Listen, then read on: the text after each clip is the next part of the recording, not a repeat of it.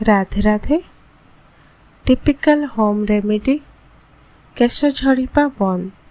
Vitamin C केशर वृद्धि को प्रोत्साहित करे, कोलाजन को वृद्धि करे, केश झड़िबा ह्रास करे। विटामिन ई केश को पोषण दिए, केश को मजबूत करे एवं डैमेज हेबा को रोके। ओमेगा 3 फैटी एसिड केश को स्वस्थ उन्नत करे, केश को घन एवं लंबा करिबो।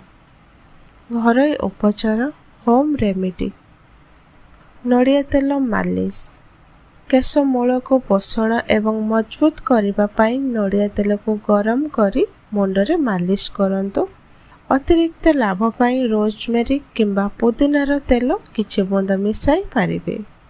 एलोवेरा मुंडरे सीधा सड़क ताजा एलोवेरा जेल लगांतु एवं धोइबा पूर्वरु 30 रु 45 मिनिट पाई छाड़ी दियंतु।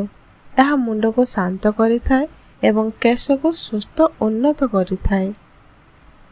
पियाज रस मुंडरे 30 मिनिट पाई पियाज रस लगांतु, तापरे यह एक हालका शैम्पू सहायतारे धोई दियंतु।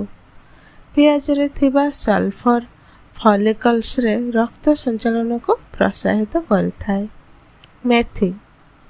मेथी को राति सारा भिजाई रखंतु, सेगुड़ी को पेसंतु, पेस्ट प्रस्तुत करंतु एवं धोइबा पूर्वरु प्राय 50 मिनिट पाई मुंडरे लगांतु।